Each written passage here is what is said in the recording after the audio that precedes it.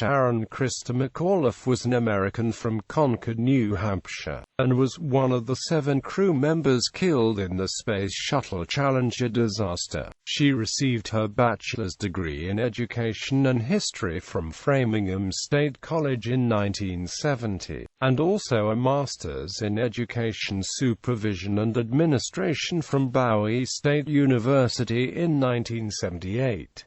She took a teaching position as a social studies teacher at Concord High School in New Hampshire in 1983. In 1985, she was selected from more than 11,000 applicants to participate in the NASA Teacher in Space project and was scheduled to become the first teacher in space. As a member of mission SDS-51L, she was planning to conduct experiments and teach 2 lessons from Space Shuttle Challenger. On January 28, 1986, the shuttle broke apart 73.124 seconds after launch. After her death, schools and scholarships were named in her honor, and in 2004 she was posthumously awarded the Congressional Space Medal of Honor. Early life. McAuliffe was born as Sharon Christa Corrigan on September 2, 1948, in Boston, Massachusetts. She was the eldest of the 5 children of accountant Edward Christopher Corrigan of Irish descent and Grace Mary Corrigan, a substitute teacher, whose father was of Lebanese Maronite descent.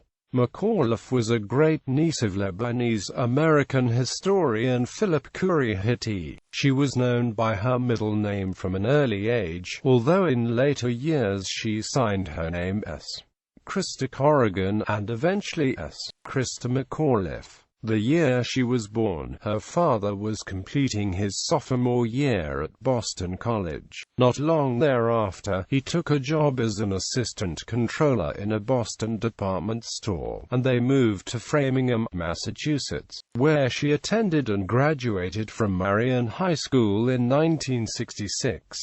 As a youth, she was inspired by Project Mercury and the Apollo moon landing program. The day after John Glenn orbited the Earth in Friendship 7, she told a friend at Marian High, "Do you realize that someday people will be going to the moon?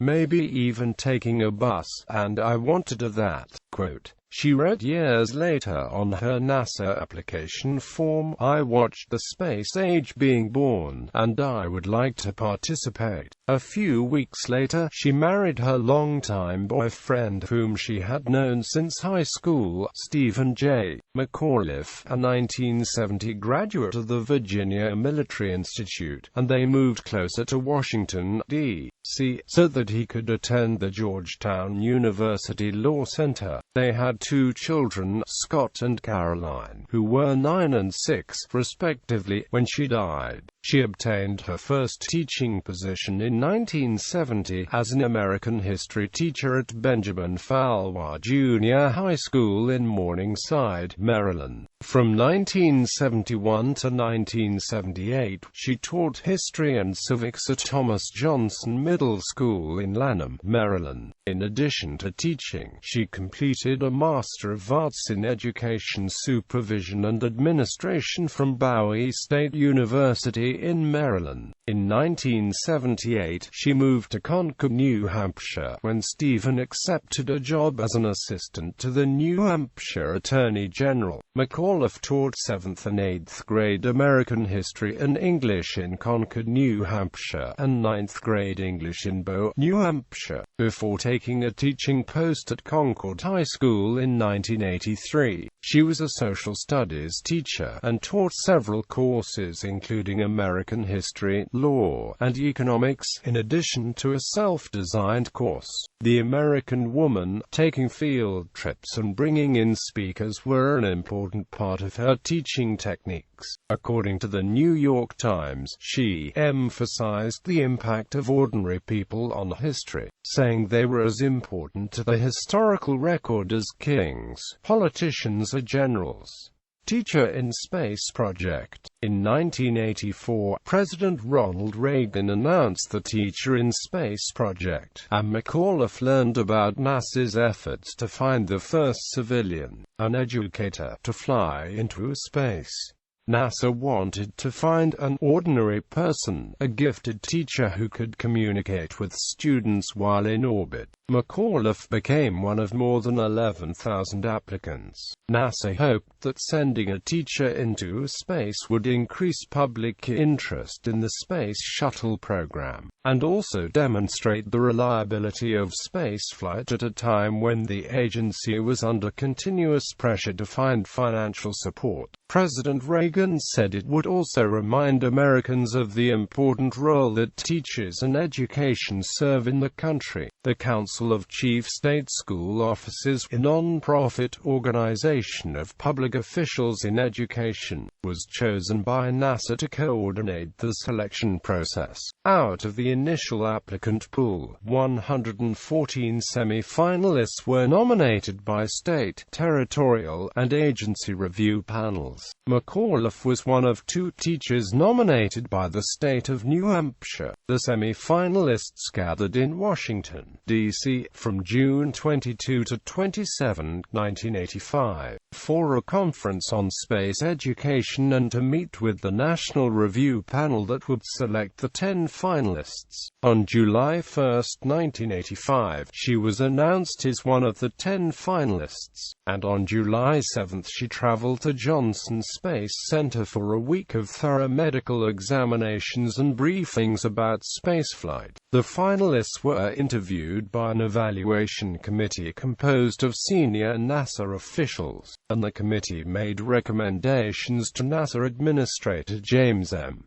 Beggs for the primary and backup candidates for the Teacher in Space project. On July 19, 1985, Vice President George H.W. Bush announced that she had been selected for the position. Another teacher, Barbara Morgan, served as her backup. According to Mark Travis of the Concord Monitor, it was her manner that set her apart from the other candidates. NASA official Alan Ladwig said she had an infectious enthusiasm, and NASA psychiatrist Terence McGuire told New Woman magazine that she was the most broad-based, best-balanced person of the 10. Later that year, she and Morgan each took a year-long leave of absence from teaching in order to train for a space shuttle mission in early 1986. While not a member of the NASA Astronaut Corps, McAuliffe was to be part of the SDS-51L crew, and would conduct experiments and teach lessons from space. Her planned duties included basic science experiments in the fields of chromatography, hydroponics, magnetism, and Newton's laws. She was also planning to conduct 2 15-minute classes from space, including a tour of the spacecraft, called The Ultimate Field Trip, and a lesson about the benefits of space travel, called Where We've Been, Where We're Going, Why. The lessons were to be broadcast to millions of schoolchildren via closed-circuit TV. To record her thoughts, McAuliffe intended to keep a personal journal like a woman on the Conestoga wagons pioneering the West. After being chosen to be the first teacher in space, she was a guest on several television programs, including Good Morning America, the CBS Morning News, The Today Show, and The Tonight Show starring Johnny Carson, where, when asked about the mission, she stated, "If you're offered a seat on a rocket ship, don't ask what seat. Just get on." Quote. She had an immediate rapport with the media, and the Teacher in Space project received popular attention as a result. Disaster and Aftermath. On January 28, 1986, McAuliffe boarded Challenger with the other 6 crew members of SDS-51L. Just 73 seconds into its flight at an altitude of 48,000 feet, the shuttle broke apart, resulting in the deaths of all 7 crew members. According to NASA, it was in part because of the excitement over her presence on the shuttle that the accident had such a significant effect on the nation. Many school children were viewing the launch live, and media coverage of the accident was extensive. The Presidential Commission on the Space Shuttle Challenger accident, also known as the Rogers Commission, was formed to investigate the disaster. It determined that the accident was due to a failure of rubber O-ring O-rings made by Morton Thaukel that provided a pressure seal in the aft field joint of the shuttle's right solid rocket booster. The failure of the O-rings was attributed to a design flaw, as the performance could be too easily compromised by factors that included the low temperature on the day of launch. The Commission found that O-ring resiliency is directly related to temperature, and due to the low temperature at launch, 36 degrees Fahrenheit to 15 degrees lower than the next coldest previous launch, it was probable the O-rings had not provided a proper seal. Barbara Morgan, her backup, became a professional astronaut in January 1998 and flew on Space Shuttle mission SDS-118 to the International Space Station on August 8, 2007, aboard Endeavour, the orbiter that replaced Challenger. Legacy. McAuliffe was buried at Blossom Hill Cemetery in her hometown, Concord. She has since been honored at many events, including the Daytona 500 NASCAR race in 1986. The McAuliffe Shepherd Discovery Center in Concord and the Christa Corrigan McAuliffe Center for Education and Teaching Excellence at Framingham State University are named in her memory. As of the asteroid 3352 McAuliffe, the crater McAuliffe on the Moon, and a crater on the planet Venus, which was named McAuliffe by the Soviet Union. Approximately 40 schools around the world have been named after her, including the Christa McAuliffe Space Education Center in Pleasant Grove, Utah. Scholarships and other events have also been established in her memory. The Christa McAuliffe Technology Conference has been held in Nashua, New Hampshire, every year since 1986, and is devoted to the use of technology in all aspects of education. The Nebraska McAuliffe Prize honors a Nebraska teacher each year for courage and excellence in education. Grants in her name, honoring innovative teachers, are provided by the American Association of State Colleges and Universities and the National Council for the Social Studies. In 1990, she was portrayed by Karen Allen in the TV movie Challenger, the spaceship on the 1997 children's science fiction series Space Cases, about a group of students lost in space, was called Christa. In 2006, a documentary film about her and Morgan called Christa McAuliffe, Reach for the Stars, aired on CNN in the CNN Presents format. The film, produced by Renee Sotal and Mary Jo Godges, commemorated the 20th anniversary of her death. It was narrated by Susan Sarandon, and included an original song by Carly Simon. Her parents worked with Framingham State College to establish the McAuliffe Center for Education.